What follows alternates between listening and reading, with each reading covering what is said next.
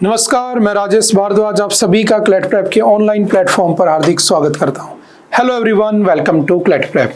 जैसा कि आप सभी को पता है, हम डेली न्यूज एनालिसिस करते हैं, फैक्चुअल एनालिसिस करते हैं और उसके साथ साथ 20 क्वेश्चंस की प्रैक्टिस भी करते हैं। तो चलिए उसी सीक्वेंस को कंटिन्यू करते हैं। आज कौन सा दिन है? तो आज है 15 अक्टूबर 2025, यानी कि आज है 15 अक्टूबर 2025। आज कौन सा डे सेलिब्रेट किया जाता है? तो याद रखना, आज ही के दिन आपके 15 अक्टूबर 1931 में किसका जन्म हुआ था? आपके एपीजे अब्दुल कलाम का। और जो आपके एपीजे अब्दुल कलाम जी हैं, उनको किस नाम से जाना जाता है? Missile man of India, because उन्होंने भारत की पहली मिसाइल बनाई होती है, जो कि कौन सी सीरीज की थी? पटना, पृथ्वी, अग्नि, त्रिशूल, नाग एंड आकाश। ठीक है, तो जो पृथ्वी फर्स्ट थी वो भी किसने बनाई होती है? तो पहली भी आपके doctor APJ Abdul Kalam. That is why उनको क्या कहा जाता है? Missile man of India. और उन्हीं के नाम पर आज के दिन इंडिया क्या सेलिब्रेट करता है?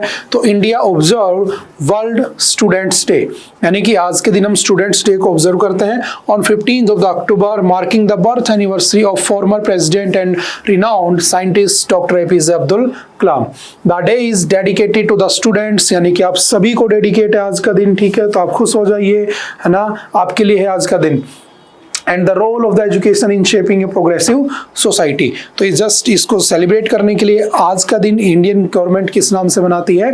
वर्ल्ड स्टूडेंट्स डे के नाम से। ठीक है, किसकी बर्थ एनिवर्सरी है? डॉक्टर एपीजे अब्दुल कलाम। इनके बारे में आपने सुना होगा, इनकी एक बुक भी है, आई होप आप लोगों ने पढ़ी भी होगी और इवन पढ़नी भी चाहिए आपको। कौन सी? इनकी ऑटोबायोग्राफी का क्या नाम है उसका? Wings of fire. ठीक है, अब ये जो विंग्स ऑफ फायर है, बेसिकली इसके अंदर इनके जीवन की कहानियां मिल जाएंगी आपको, है ना, कि एक बार ये परेशान हो गए थे, पायलट बनना चाहते थे, लेकिन बाद में वो नहीं बन पाए, फेल हो गए, तो गंगा के किनारे घूम रहे थे कि मुझे सुसाइड कर लेता हूँ, सुसाइडल थॉट आ रहे थे। तभी उन्हें वहाँ पर एक बाबा मिलते हैं ना, जो उनसे कहते हैं ना, उस जमाने के बाबा उनसे कहते हैं कि कुछ नहीं होता है, जो होता है अच्छे के लिए होता है। फिर उनको थोड़ा मोटिवेट करते हैं। ये कहते हैं मेरे पास पैसा नहीं है। एक मुस्लिम फैमिली में, है ना, आपके पम्बन जो आपका आइलैंड बना हुआ है बेसिकली ना, तमिलनाडु, वहाँ पर इनका जन्म होता है। बचपन में न्यूज़पेपर बेचते थे, लेकिन धीरे धीरे कभी इन्होंने अपने सपनों को नहीं छोड़ा और वहाँ तक पहुँच गए। कहाँ तक? पायलट बनना चाहते थे, नहीं बन पाए। तो उस बाबा ने यही समझाया कि कोई बात नहीं बेटा, जो होता है अच्छे के लिए होता है, पैसे नहीं है, ये पैसे ले जा और जीवन में अच्छा ही होता है, जो होता है वो। चले गए। उसके बाद रेस्ट इज द हिस्ट्री। क्या बने वो? भारत के president of India, missile man of India कहा गया उन्हें, है ना। और प्रेसिडेंट कौन होता है? तो आपने पढ़ा होगा article 53 of the Indian constitution, president is the supreme commander of all armed forces, है ना। तो जो विधि में लिखा होता है, जो आपके भाग्य में लिखा होता है, डेफिनेटली आपको मिल जाता है, बट आपको उसके लिए हार्ड वर्क करना पड़ेगा। बस यही इनके जीवन से हमें प्रेरणा मिलती है और इसीलिए इनके बर्थडे को स्टूडेंट्स डे के नाम से मनाते हैं कि एज ए विद्यार्थी, एज ए स्टूडेंट हमें हिम्मत नहीं हारनी है।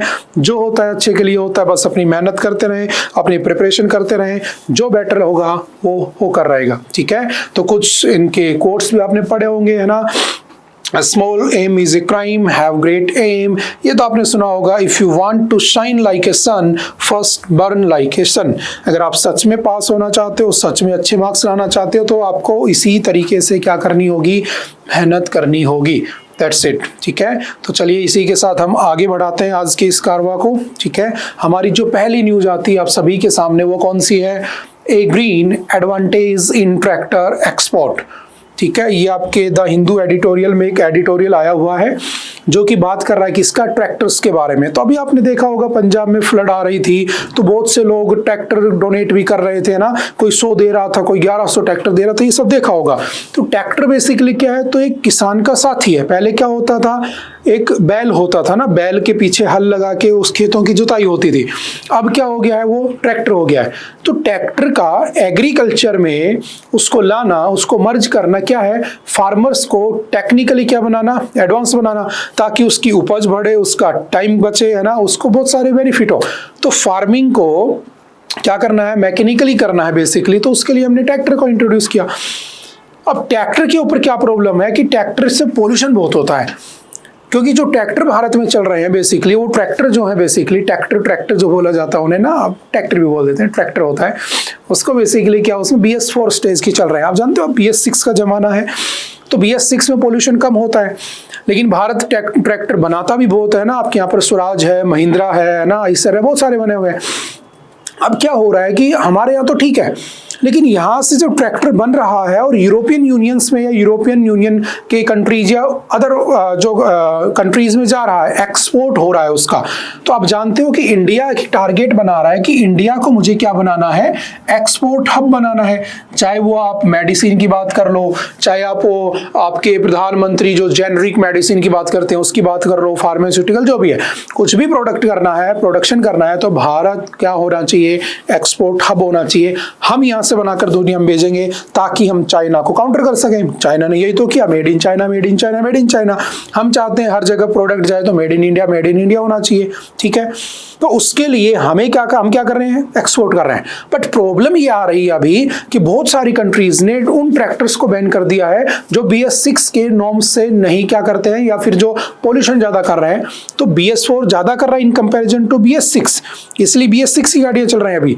तो हमें क्या करना होगा, 2026 तक, नेक्स्ट ईयर तक हमारे पास डेडलाइन है, we have to shift from BS4 to BS6, ताकि हमारा एक्सपोर्ट बढ़े, हमारा एक्सपोर्ट वहां पहुंचे, वहां से पैसा आए, यहाँ पर एम्प्लॉयमेंट जनरेट हो, यहाँ पर हमारा क्या बने, इकोनॉमी बूस्ट करे।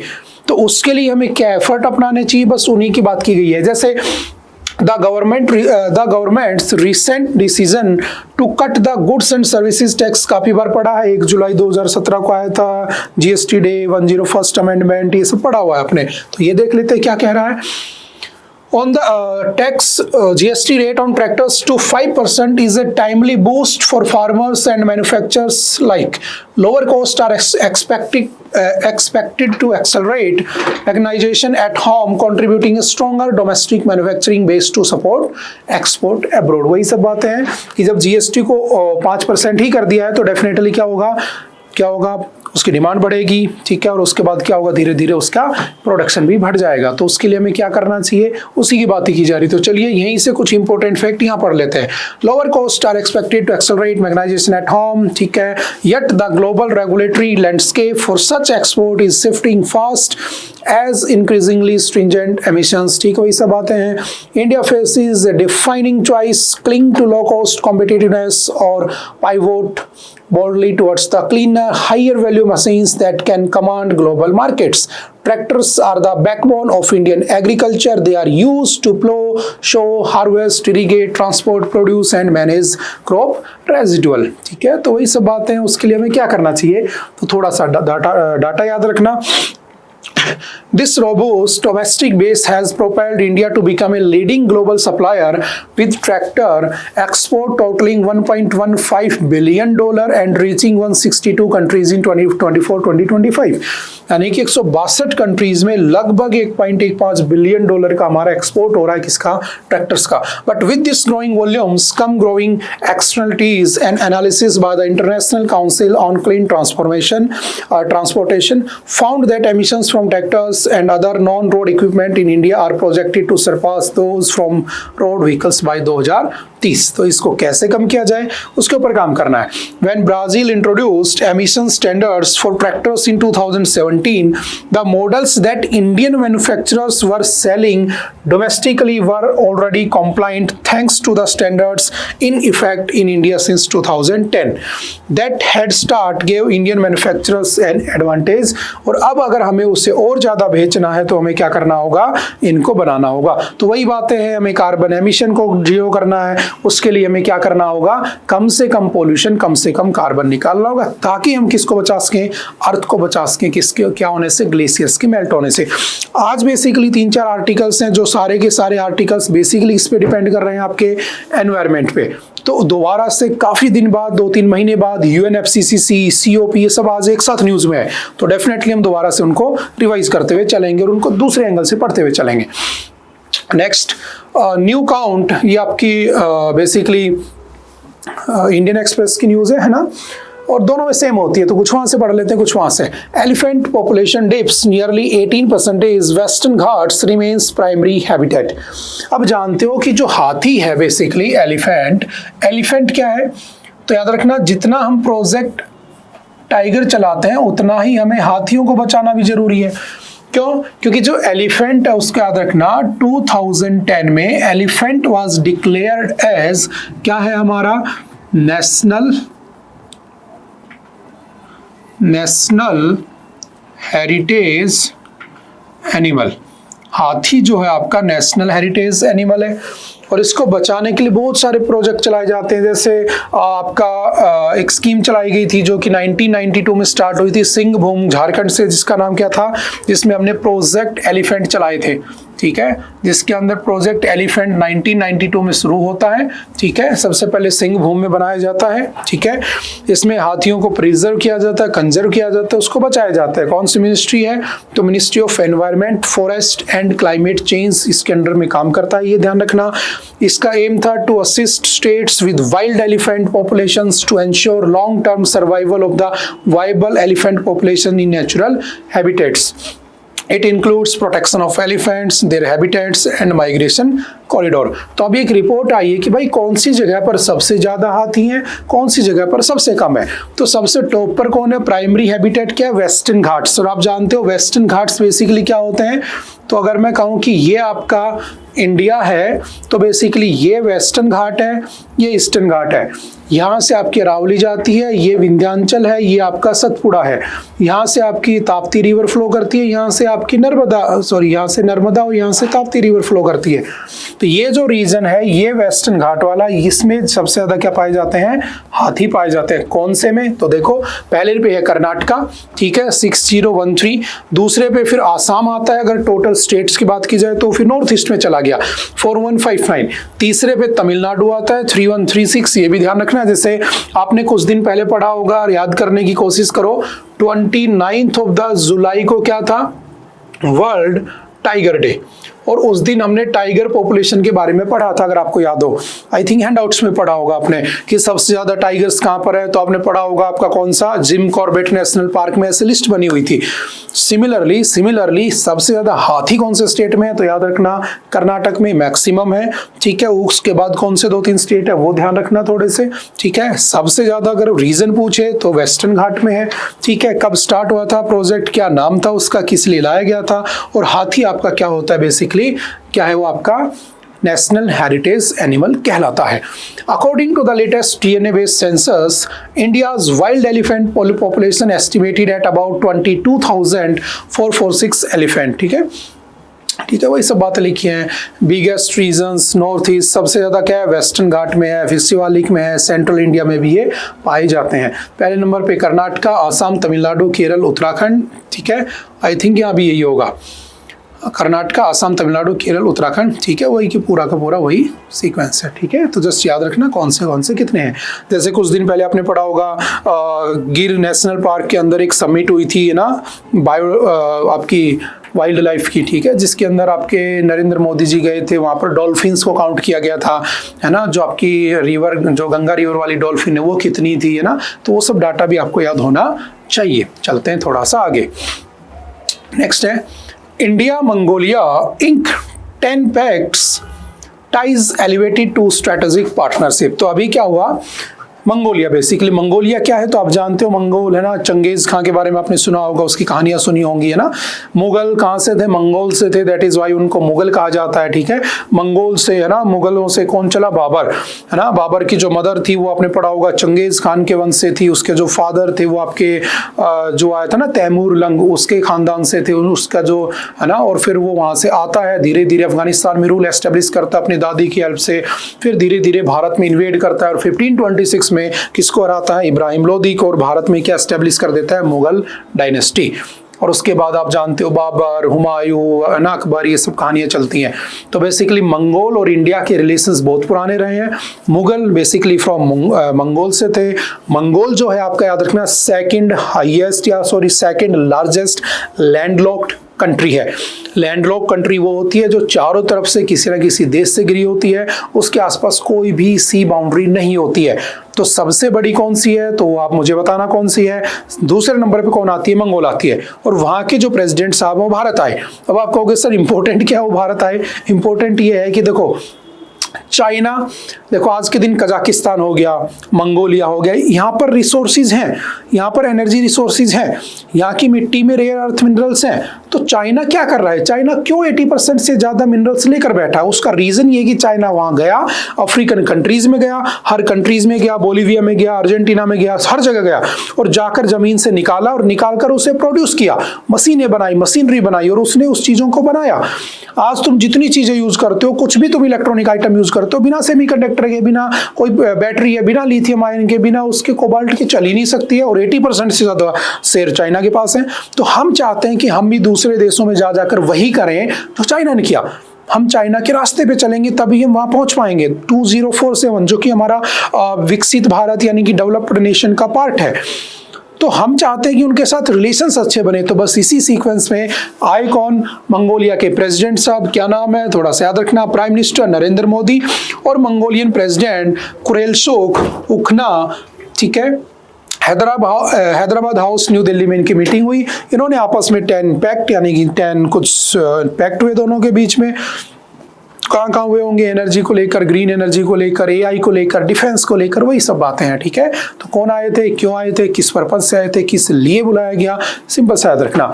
India established formal diplomatic relations with Mongolia on 24th of December 1955. India was the first country outside the Soviet bloc to do so. जो आपका सोवियत था यूएसएसआर, क्योंकि उस समय तो यूएसएसआर चलता था, यूएसएसआर 1922 में बना था, 1991 में खत्म हुआ था, डिसइंटीग्रेशन हुआ था। तो उस समय यूएसएसआर के बाहर का पहला देश कौन था जिसने उसके साथ रिश्ते बनाए थे, वो था इंडिया, ये भी ध्यान रखना। Mongolia supported India's candidature at the UN, ठीक है। India earlier supported Mongolia's inclusion in international groupings. There has been mutual diplomatic support. Cultural and spiritual links, Buddhism एक उनके बीच में कॉमन बॉन्ड है। नालंदा यूनिवर्सिटी आप जानते हो बुद्धिज्म और इन सबको शिक्षा दी जाती थी। Has historic importance for Mongolian Buddhism. The India Mongolia friendship stupa बना हुआ है कहां पर, तो ये भी फैक्चुअल याद रखना, वन लाइनर में आ सकता है, जिसका नाम क्या है, known as the monastery is located at Ulan Bator. Ulan Bator is the capital of Mongolia, ये भी ध्यान रखना, the capital of Mongolia. It is located within the grounds of the Gandan, है ना, Chenling monastery, one of the most important monasteries in the Mongolia. A Bodhi sapling symbolising the friendship between the two nations was gifted by prime minister Narendra Modi during his visit to the monastery in 2015. The stupa is a testament to the shared Buddhist heritage and spiritual bond between India and Mongolia. क्योंकि जो Buddhism है वो कहाँ से निकला है, भारत से तो निकला है। जैनिज्म, बुद्धिज्म, सिखिज्म, ये सब भारत के से और हिंदू धर्म से निकले हुए। तो जहाँ जहाँ वो लोग हैं वो हमेशा हमें यानी कि इंडिया को एडमायर करते ही करते हैं, ठीक है, वो कोई नई बात नहीं है। कौन कौन सी एक्सरसाइज होती है याद रखना, nomadic elephant and India Mongolia joint military exercise जो कि हर साल होती है, कभी इंडिया में कभी मंगोलिया में। लास्ट 2024 में कहाँ पर हुई थी, ये उमरोई मेघालय में।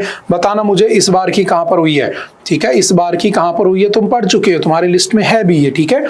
कॉन्क्वेस्ट, ये भी एक मल्टीनेशनल पीस कीपिंग एक्सरसाइज है, hosted by the Mongolia. India participates exercise focus on peace support operations, ठीक है, जॉइंट ड्रिल्स, इन सब पे बातें करता है, ठीक है। और इस बार कहां पर हुई थी, वो उलान बटार में हुई थी 14 से 28 जून 2025 में, ठीक है। मुझे बताना ये वाली कहां पर हुई है, 2025 वाली, ठीक है, आप पढ़ चुके हो। During Mongolian president Khurelsukh Ukhnaa's visit to India on October 2025, 10 MOUs were signed covering culture, immigration, geology, mineral resource, cooperative, restoration of heritage, humanitarian aid, etc. The oil refinery project India backed is expected to commence operationalize by the 2028। ये important कर लेना, जो उनके बीच में एक deal sign हुई है जो डेफिनेटली तुमसे पूछ सकता है, ठीक है। The expanded India expanded its footprint, free e visa, training programmes for border security, posting of defence, ठीक है। तो वो सब उसमें इंक्लूड किया गया है। ये 10 फैक्ट हुए हैं। कौन सी कंट्री है, क्या उसका नाम है, कौन सी कैपिटल है, कौन उसके प्रेसिडेंट है, क्या उसकी करेंसी, आपको पता होना चाहिए।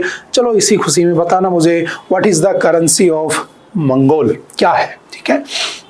नेक्स्ट है major setback to Maoist party as ideological head surrenders.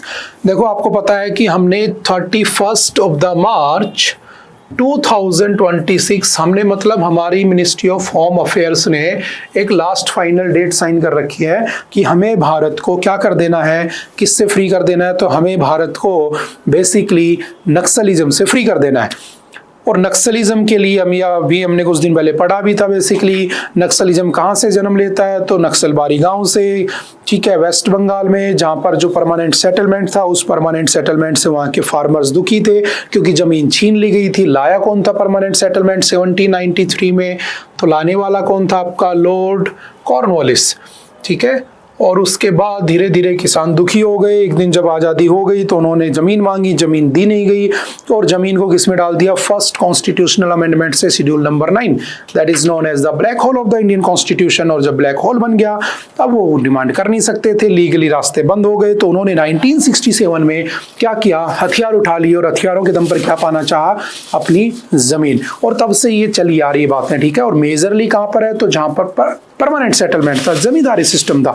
And zamindari system कहाँ पर था, सिर्फ बंगाल प्रेसिडेंसी में, तो वहां पर ये स्टार्ट हुआ। अब ये धीरे धीरे ग्रुपिंग करते करते बहुत सारे स्टेट में फैल गए। इनको एलिमिनेट करना है, टारगेट ईयर है 2026, नेक्स्ट ईयर 31 मार्च से गायब करना है।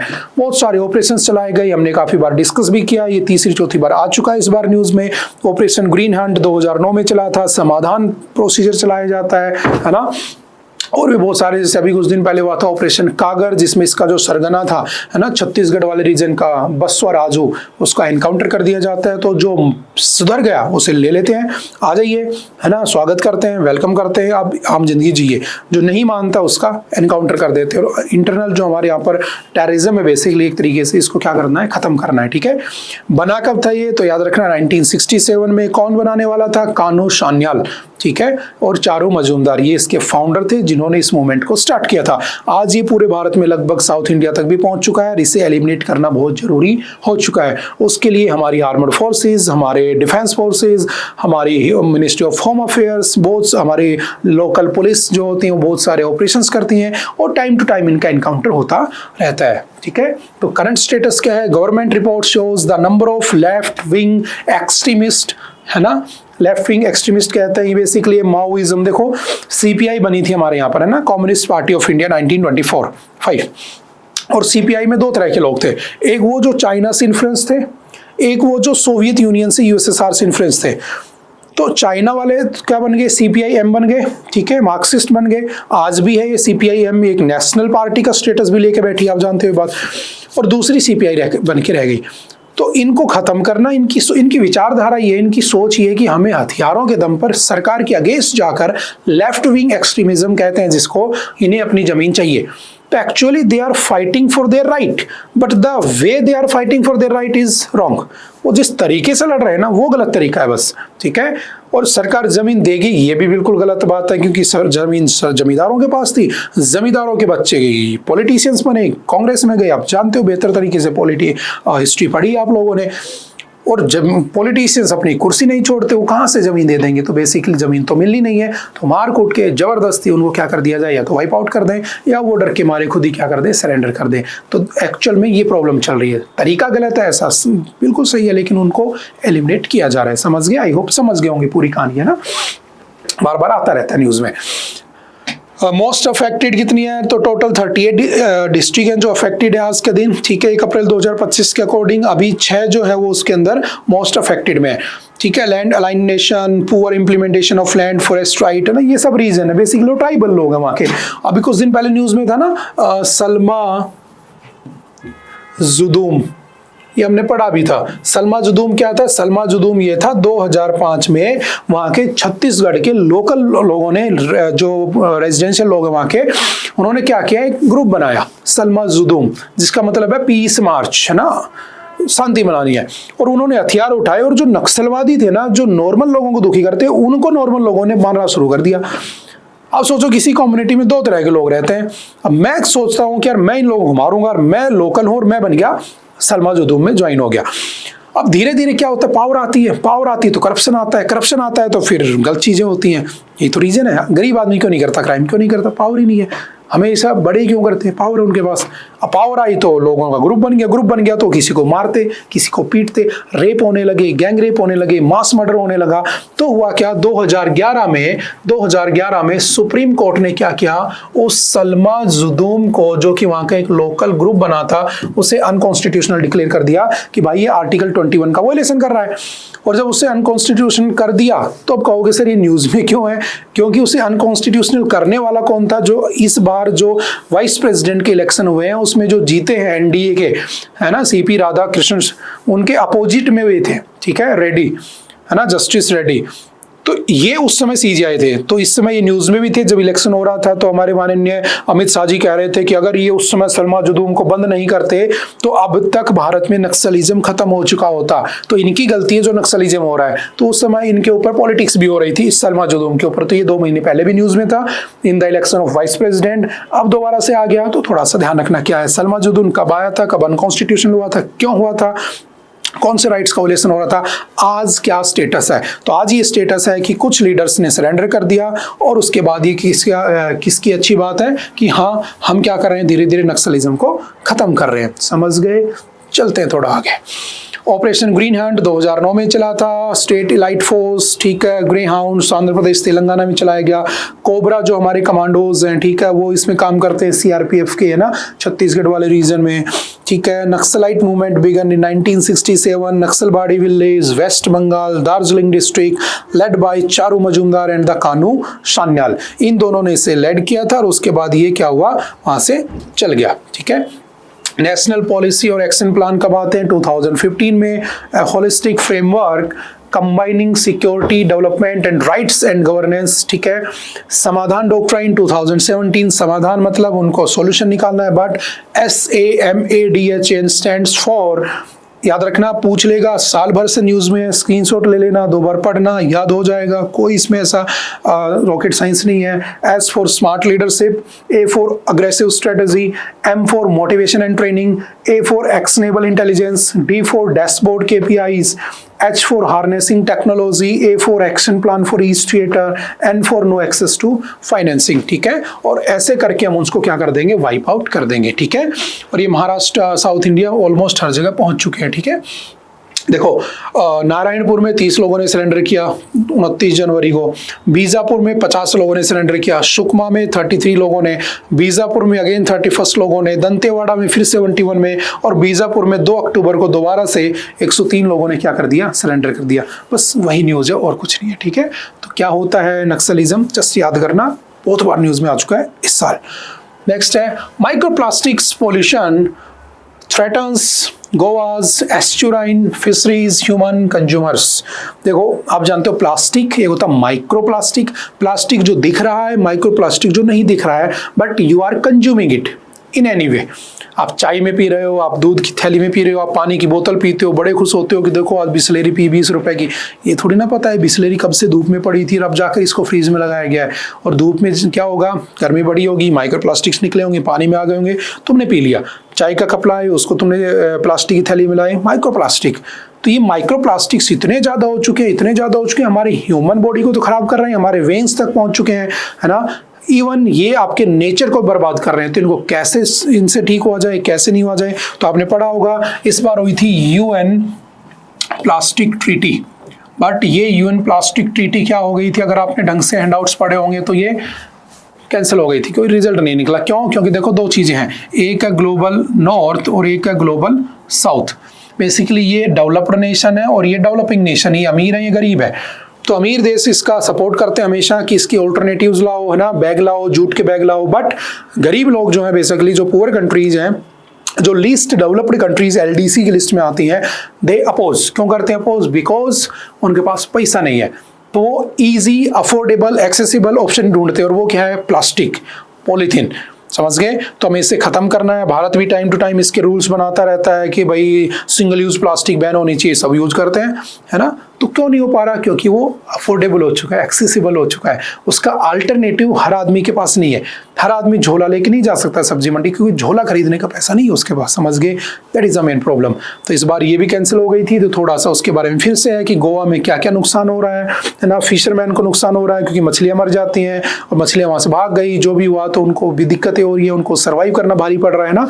तो वो सारी की सारी बातें इसमें लिखी हुई हैं, just read and pass on. पहले काफी बार हमने डिस्कस किया हुआ इस टॉपिक को।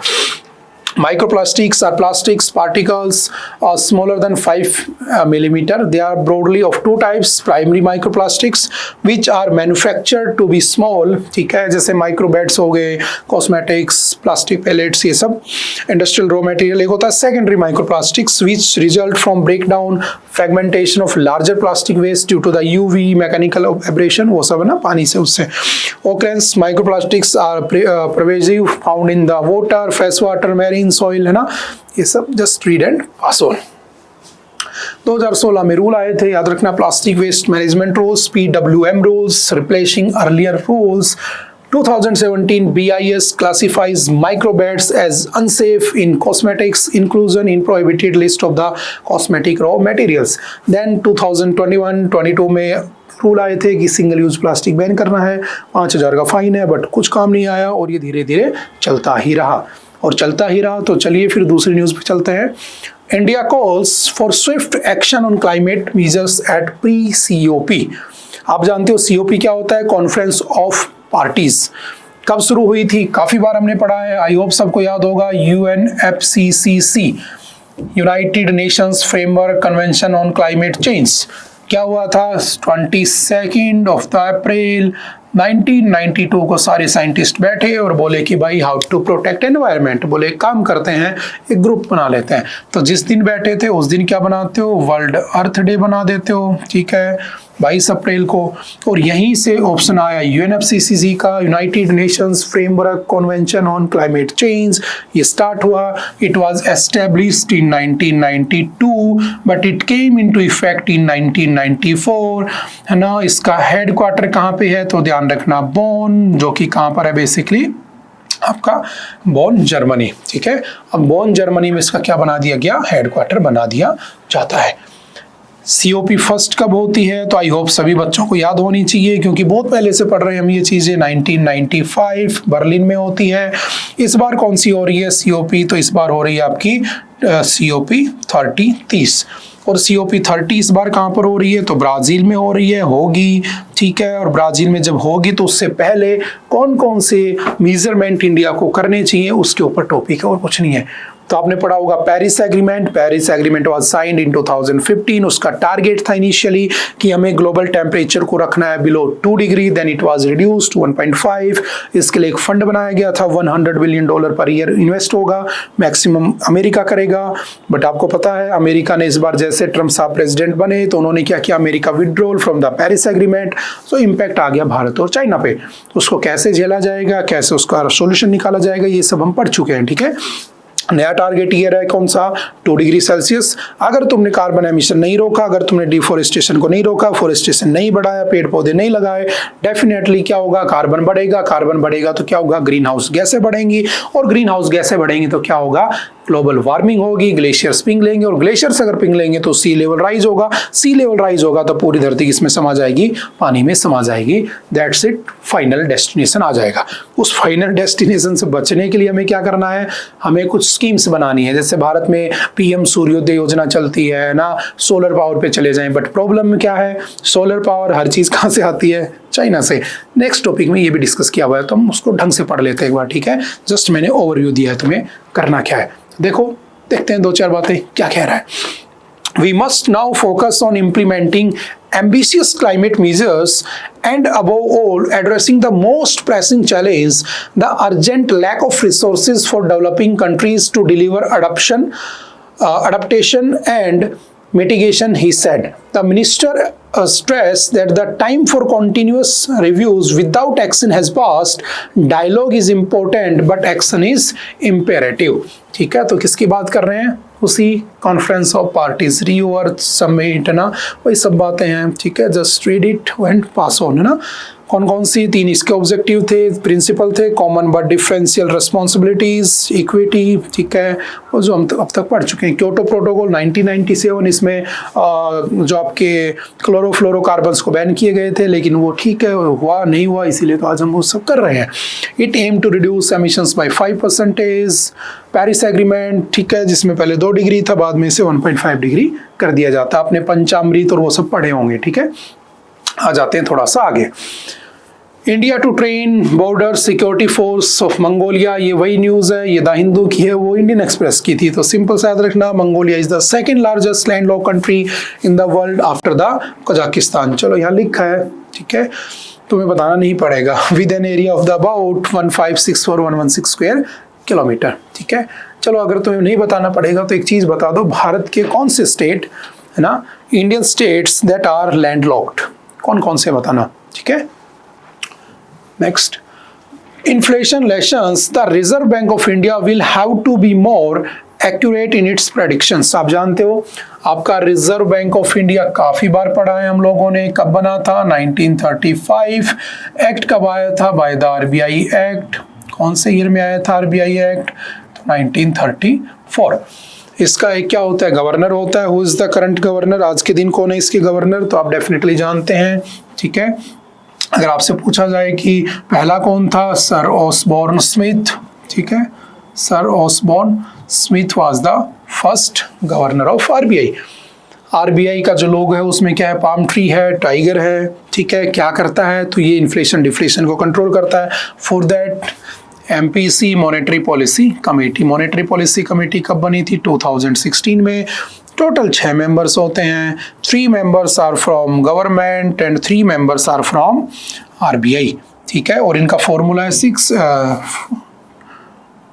± 2, 6 तो इसके बीच में रहना चाहिए। ज़्यादा है तो भी दिक्कत है और कम है तो भी क्या हो जाएगी?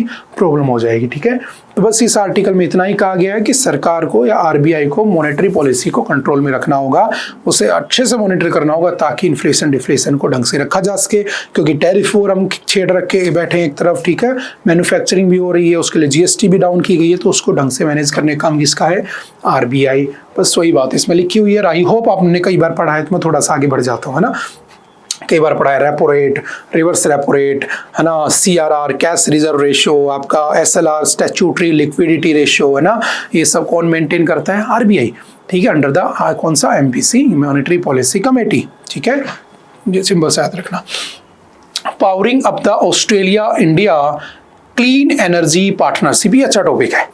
इसमें पूरी चीजें रिवाइज कर दी हैं जो अभी हम बोल रहे थे एनवायरमेंट से लेकर। देखो आप जानते हो कि जो चाइना है ना, dragon is rising. Why dragon is rising? क्यों? तो चाइना क्या हो चुका है?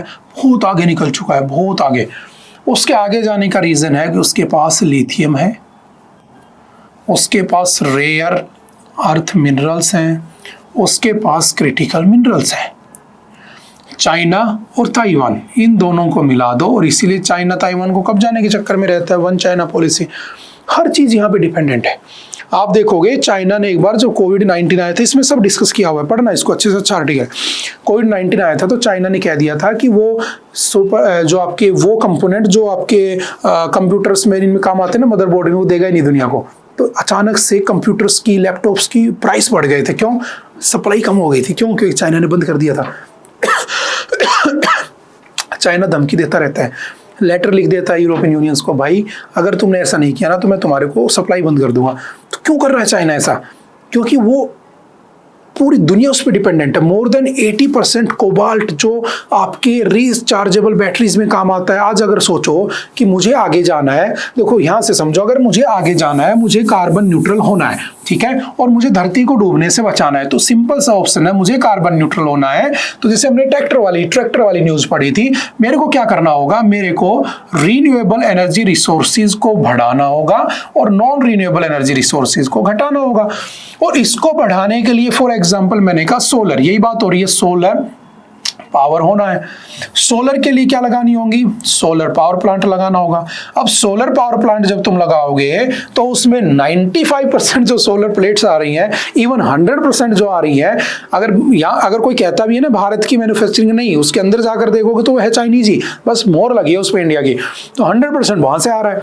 अब तुम चाहते हो कि हम वोकल फॉर लोकल हो जाएं, हम चाहते हैं कि कंप्लीट रूप से क्या हो जाए, हम रिन्यूएबल एनर्जीज पे रिलायंस हो जाएं, तो क्या करना होगा?